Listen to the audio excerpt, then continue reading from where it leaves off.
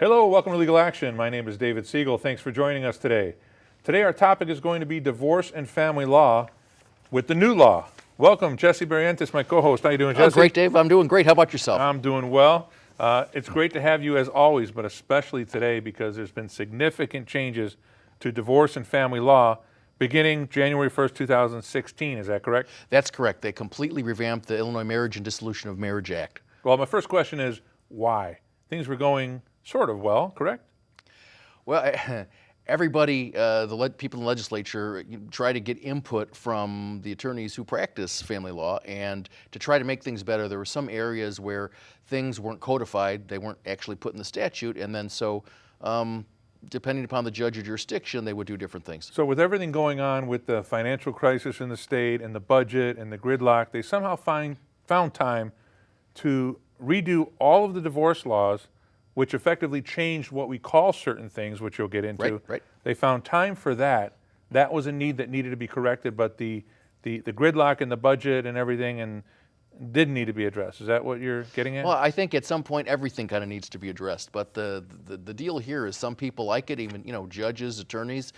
Some people don't. There are some people like part of it and don't like the rest of it. It's a new thing for everybody. Everybody's in the same place. I remember at a seminar sort of last year when the legislation we knew was going to kick into effect, and the speaker mentioned something like, "Okay, anybody under 40, or 40 or above, time to retire." Not really. It was just kind of letting us know, look here, hey, there's going to be changes for everybody to address. Yeah. Well, look, everything got turned on its head. Yep. Everything that you knew as an attorney started to change a little bit with the new law. Correct. And we're going to talk about a couple or several of those different things and how it affects people and whatnot. But I want to start with the first one, which is, to me, kind of the most obvious that most people know about. Sure. And that's grounds for divorce. They've heard about grounds their whole life. The cheating spouse, the adultery, yep. abusive spouse, whether it be physical or cruelty. mental, the spouse that deserted and that went away, all these things that everyone has known their whole life, which are valid reasons to want to separate from someone that you have a contract with. But what did the legislature effectively do with all of those grounds that I just mentioned, except the one I haven't mentioned? Well, the one was irreconcilable differences, but back in the old statute, you had to live separate and apart for a continuous period in excess of 2 years. Now, most of that, everything except for 6 months, could be waived by affidavit. But the way it is now is there are no grounds other than the no-fault grounds, which is irreconcilable differences, and you just have to have lived separate and apart for a continuous period of time in excess of 6 months. Now, it could mean a lot of different things. So wait a minute. So your spouse can be cheating on you, coming home and beating you, publicly embarrassing you, making you go to a therapist because of the mental abuse, but yet if all that happens within 6 months, you still can't file yet. Is that what you're saying? Oh, no, you could file. You certainly could file. You can't get it done, though. Well, you might be able to get it done because the difference, the kind of definition of living separate and apart doesn't necessarily mean physically living separate and apart. Sometimes people will live in the same house. Somebody will go to another room. Wait, let me finish. Or sometimes they won't even, they'll sleep in the same bed together, but they're no longer intimate. They're no longer living as husband and wife. So it's when when the marriage really first started to break down, and 6 months really isn't a long time. When you were talking about if somebody's beating you, well then, hey, that's a criminal matter too. You need to call the police immediately. Call 911 if your spouse has beat you, and you can get order of protection. And there are other remedies for that. But if he comes home on New Year's Eve and smacks you around, and you call your family and your friends the next day and they say, you know what, leave him. You file on January 1st or January 2nd, the court's closed January 1st. You're technically not eligible for a dissolution judgment, a finality, until July 1st of that year, correct? If the marriage didn't fall apart before then, and this was the first thing, and that was it. But it doesn't matter because, No, it fell apart in a snap. He went out New Year's Eve, he came back swinging. Dave, that night.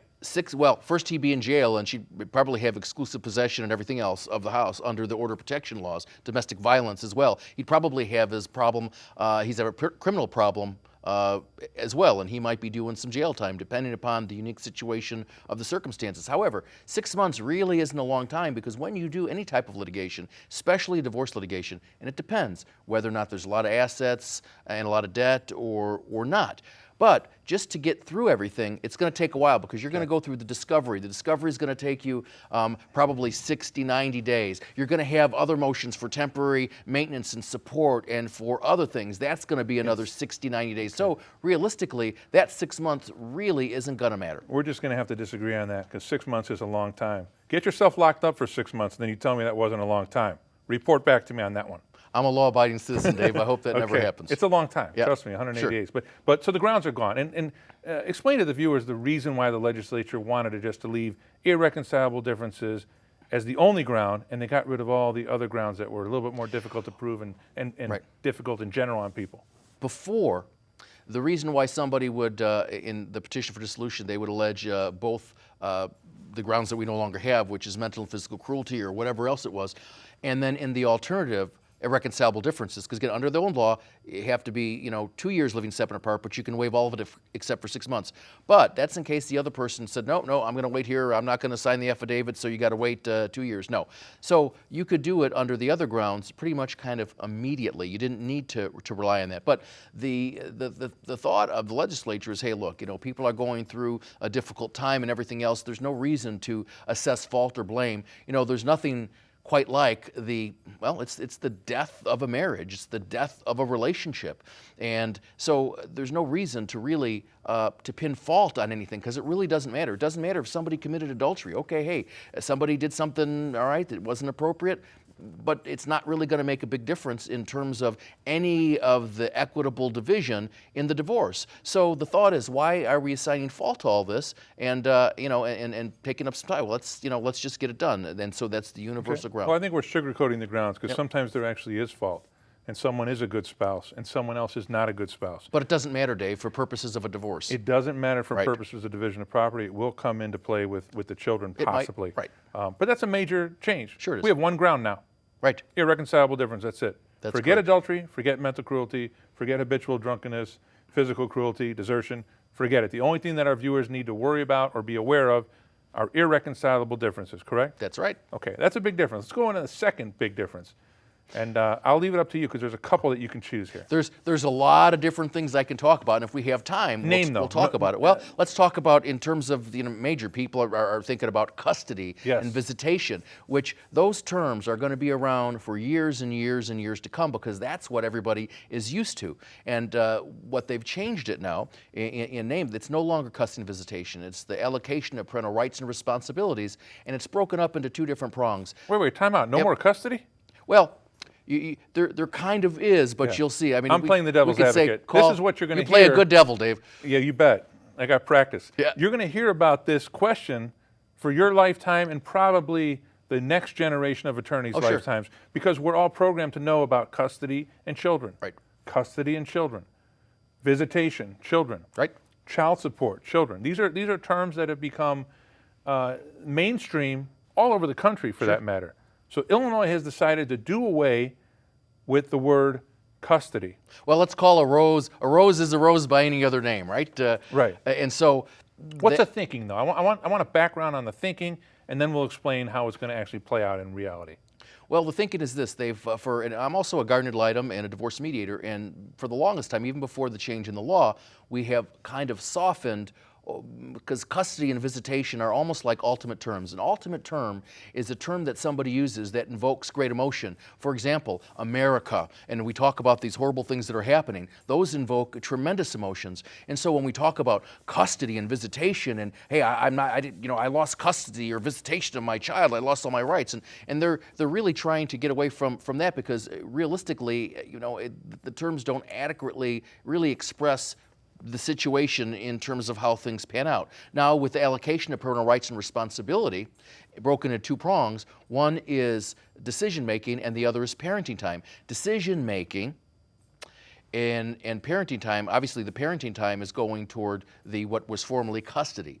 And the decision making is just that. And so in the decision making, by the way, it has to be completed, allocation judgment, within 120 days after service of the petition for dissolution of marriage. A lot of judges in all the counties, and it depends upon the county, of course, but I mean, that is the law, and they're really, really pushing. And so if after the first status date, because depending upon some of the counties, you get a status date in 90 days. Okay, that's 90 days. You're almost there to your 120. And so if you don't have an agreement and there's not something in the works, the judge is going to appoint a guardian ad litem, somebody like me, an attorney who's going to do an investigation, make a recommendation so that they can meet that deadline. And that's going to cost the parties some additional funds because both parties are going to be responsible for that. But the decision making is religion, education, extracurricular activities, and medical, which is pretty much the kinds of things that everybody else has. Obviously,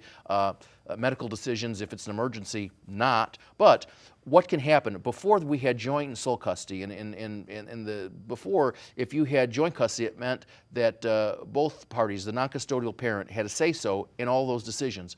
In sole custody, only one parent, the custodial parent who had physical possession of the minor children, could make all those decisions. And now, all of those 4 different areas can be divided. So realistically, you could have a sort of a joint custody if both parents are going to equally share in those decisions, then they can. Or it could be maybe one person is going to be responsible for 2 areas, the other for a couple areas, or maybe one person is just going to be exclusively responsible for all the areas. And the reason before with joint custody, it was only awarded by agreement because the court couldn't do it, and it was only for people who were able to cooperate when it came down to the children. Now, a lot of people can't cooperate, and so that's why I said call a rose, rose is still a rose by any other name. So if realistically one parent is allocated all the decision-making authority for all those areas, I mean, what do we call that then, Dave, really?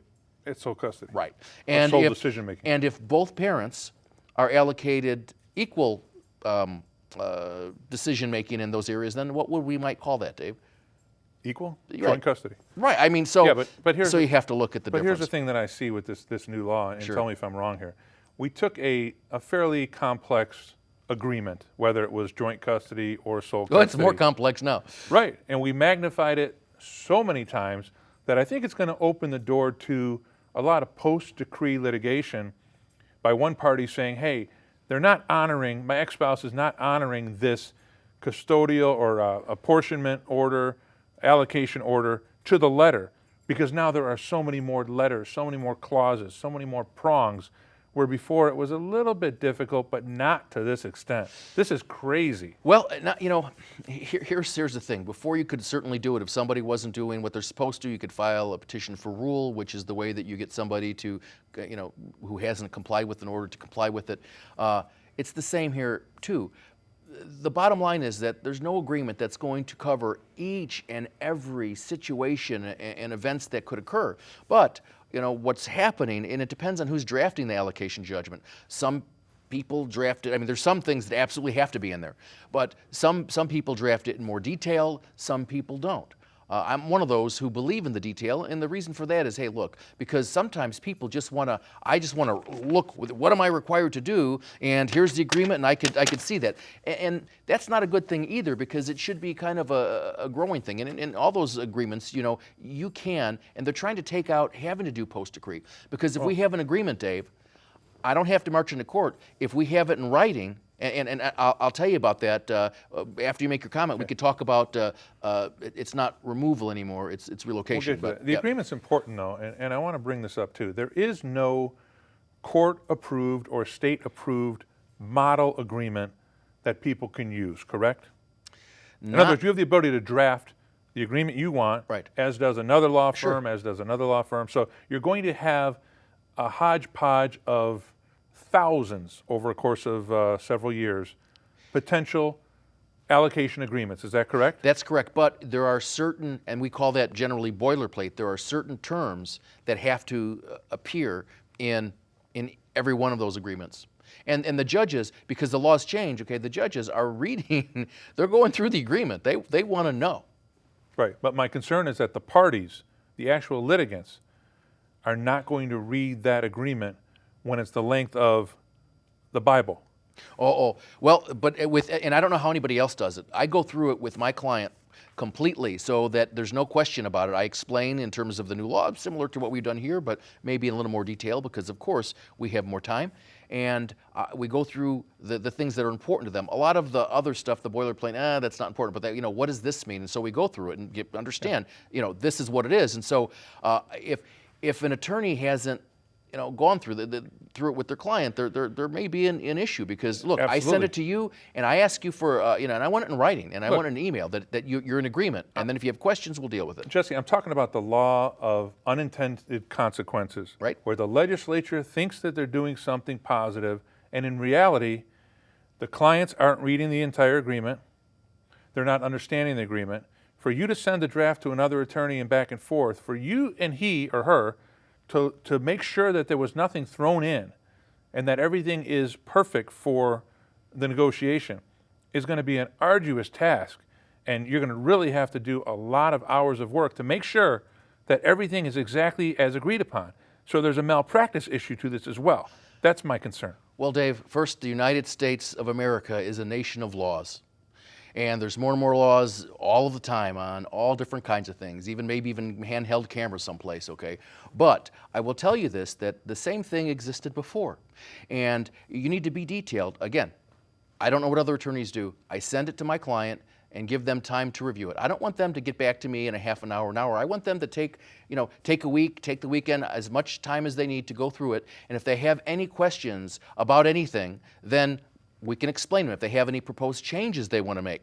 They give me the basic agreement. This is what I would like to do, or Okay. if the parties have an agreement. And then we go back and forth with the other attorneys. I'm not making 100% sense to you, I can tell. But let me give you an example that Sure. might make sense.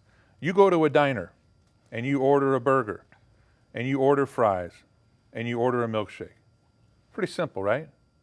If it's not a la carte. That's almost what the old divorce was compared to the new divorce. Because now the new divorce, you're ordering the hamburger. You want it done a certain way. You want 6 different condiments on it. You want your fries cooked a certain way. You don't want them how they produce them. You want them well done. And you want that milkshake with a special kind of milk, a special kind of cherry, and you don't want it too rich, not too much sugar, maybe the substitute. You see my point? They've complicated something that 50% of married couples have to go through, and they've complicated it to the point where it's going to cost everyone a lot more money. There's going to be agreements where they don't know what's in it because it's the size of a small novel.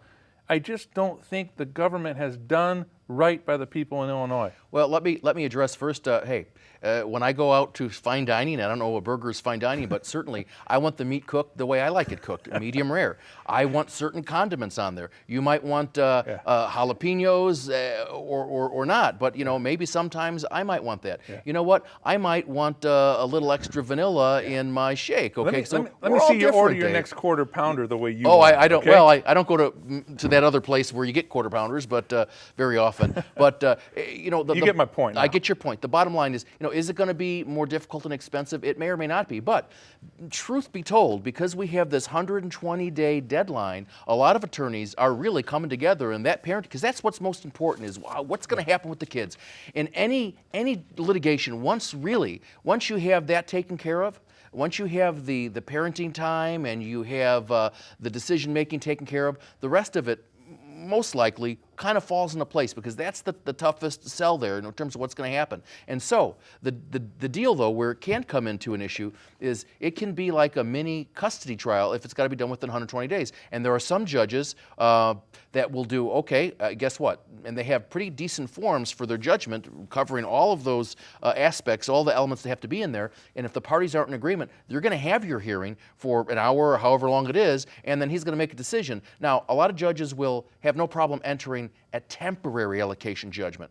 But that kind of defeats the purpose. And the whole point and intention, I believe, of the legislature was to make it easier to get this done. And again, realistically, a lot of those judgments are getting done within that time, which wouldn't happen before. Okay, I see your point. Yep. One other thing before we move on is I have to Sure. quote an attorney who used to work for me, and he used to tell me that the court system is ill-equipped to handle the social needs of the parties in a divorce. And he's really right on that. And I think it's gotten worse. A lot of the information, by the way, that we're talking about was produced in an ICL. Can you explain what an ICL is for the viewers?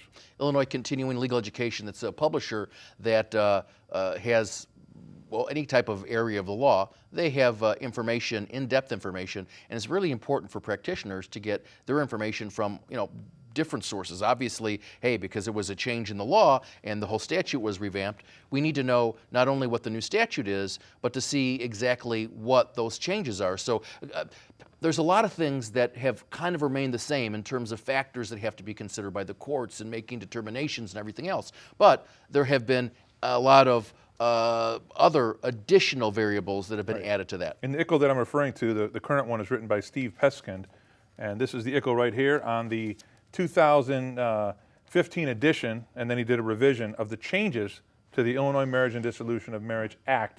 They called it an overhaul, so it is significant. I just want to show the viewers here what's contained in this ICL. I mean, it's totally voluminous. There's a lot to it. Well, I can show you mine, Dave. Here's the smaller version. It's just smaller print. That's all. Okay. But it's a lot. Well, it's a lot of stuff. They revamped the whole statute. I've beat up the law a lot now, but let's get into some of these specific changes that people do need to be aware of. Ones that we have not covered yet. Well, let me take because I'm not sure how much time we have left. So let me take care of one that's going to be that's important, and that is. Removal. It's no longer called removal. And again, here's a change. It used to be Explain called what removal. Now it's relocation. Removal was you had your agreement. Now you're divorced. I'm getting parenting time, and which was formerly visitation, and now one parent, the custodial parent. And by the way, in our new law, they have a clause that's in there that gives one parent, in name only.